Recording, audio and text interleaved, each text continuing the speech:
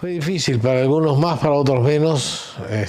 Fue un pacto de solidaridad entre todos nosotros, en el cual nos comprometimos a que si necesitaban usar nuestros cuerpos para poder contar a nuestros padres y a nuestras familias lo que nos había sucedido, pudieran utilizarlos. Eso fue tal vez uno de los pactos más importantes que hicimos entre todos nosotros.